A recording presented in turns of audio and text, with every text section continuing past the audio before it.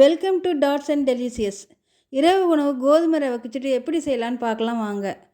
இந்த சம்பா கோதுமையில் சூப்பரான பெனிஃபிட்ஸ் எல்லாம் இருக்குது. அயன், ப்ரோட்டீன், ஃபைபர், ஆன்டி ஆக்சிடென்ட்லாம் இருக்குது. இது வெயிட் லாஸ்க்கு, டயபிட்டிஸ்க்கு சூப்பரான ரெசிபி.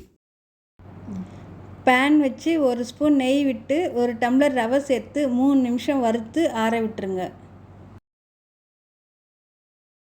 தேவையான காய்கறி கேரட், பீன்ஸ், பச்சை பட்டாணி, ஒரு பெரிய வெங்காயம். குக்கரில் 1 ஸ்பூன் நெய் விட்டு பட்டை, லவங்கம், சோம்பு, ஏலக்காய் சேர்த்து கூடவே ஒரு பெரிய வெங்காயம் கட் பண்ணி சேர்த்து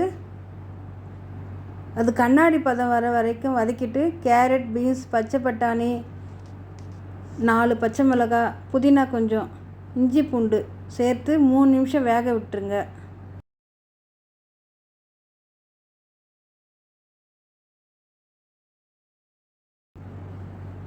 வெந்ததை 1 டம்ளர் ரவைக்கு 3 டம்ளர் தண்ணி வச்சு கொதிக்க விட்டுருங்க.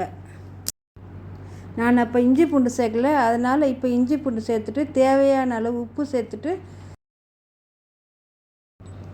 ரவையை சேர்த்து நல்லா கலந்து விட்டுருங்க.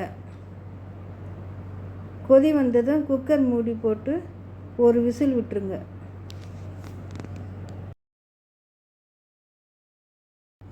இப்போ ஆரோக்கியமான சம்பா ரவை கிச்சடி ரெடி. இந்த மாதிரி மேலும் ஈஸி ரெசிபி வேணும்னா சேனலை சப்ஸ்கிரைப் பண்ணிக்கோங்க.